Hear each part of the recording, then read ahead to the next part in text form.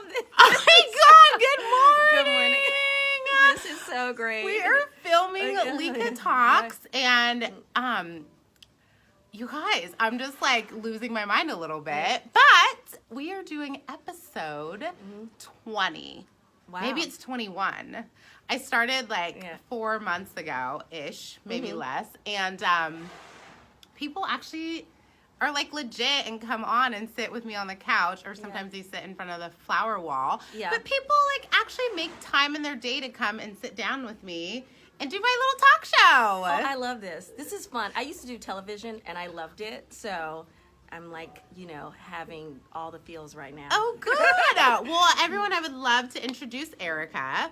And I'm so excited to get to know you because I don't know a ton about you. But what I do know is your energy is rare and it's amazing. And I was at this Women of Color event in Bellevue a few weeks ago. And Erica got up and spoke. And I was like, I have to meet her.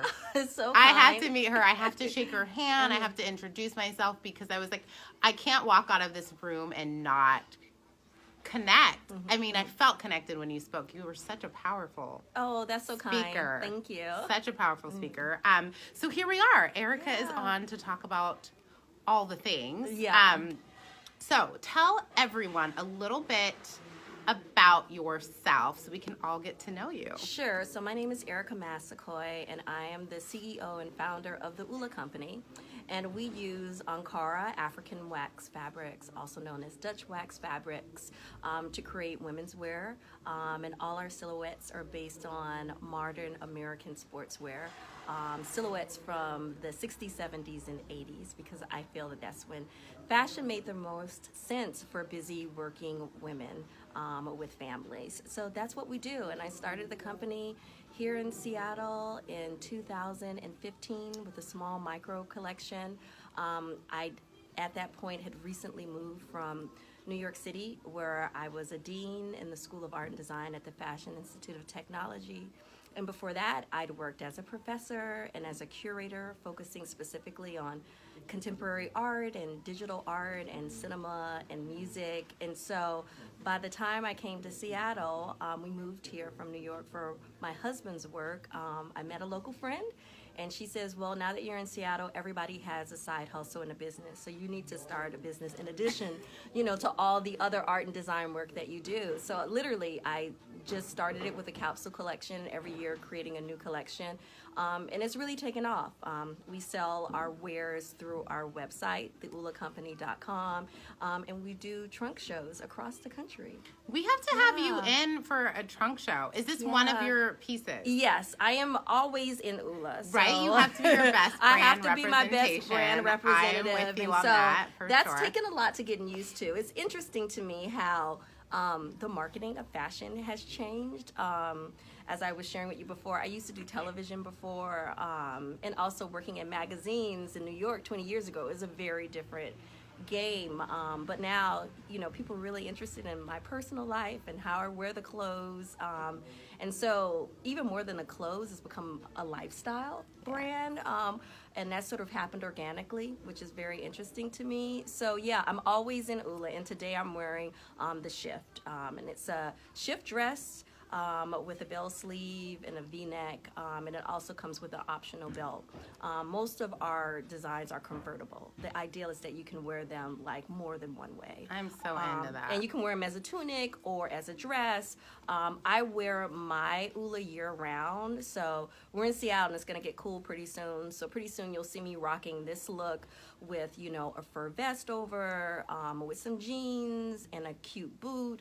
I also do a faux fur over it fully, in the winter months. And then in the summer, I let go of the jeans, and then it's a dress. And then I can wear it with flats, or I can wear it with tennis shoes, or with slingbacks. You can really dress it up or down as much as you like. So they've been really successful. We go from sizes small to extra large, and we just introduced extra large by popular demand. So it's been really rewarding. Having worked for so many years with artists as a curator, it's very rewarding for me to actually be making a product.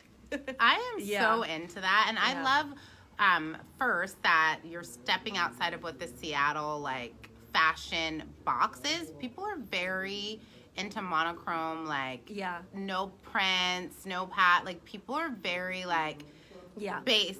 I'm not saying this in a bad way, but people are really into basics in Seattle. So you coming in with this like bold print, these fun colors, I mean, getting people in Seattle on board to wear this, I'm sure were there challenges with that. I would say I started with micro collections, and the Seattle community has been really supportive since the very beginning. So, women would want to wear it, and they would ask me how to wear it, and then I would sell out of my trunk shows. And I think people want a bit of color in their lives. I mean, it's so great here for most of the years. I think that the prints and the color actually really make you happy. So if you're looking for a cure for your seasonal depression, I think OULA is definitely the way to go. And then they can mix it up with all of the sort of monochromatic prints that they have.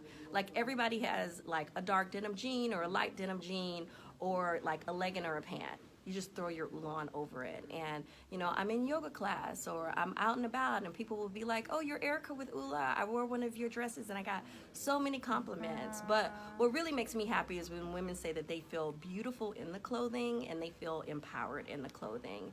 And for me to celebrate with Ankara, the diversity, of African and diaspora art and design is extremely rewarding. We take our scrap materials and then we upcycle into children's wear and also homeware. So oftentimes you'll see my daughter Luba. Oh my God, her name's mother and Luba? Me. Luba, obsessed. yeah. So cute. And she's so fun. So we'll do, mommy and me. And she helps me with the business. And the Seattle community has been really supportive because I've been able to build the business at my personal pace, that works with my lifestyle and my other art projects that I work on, and it's been able to build itself up organically. I've gotten, really honest feedback, about fit, about patterns, about color, and so I've really been able to like slowly build a business.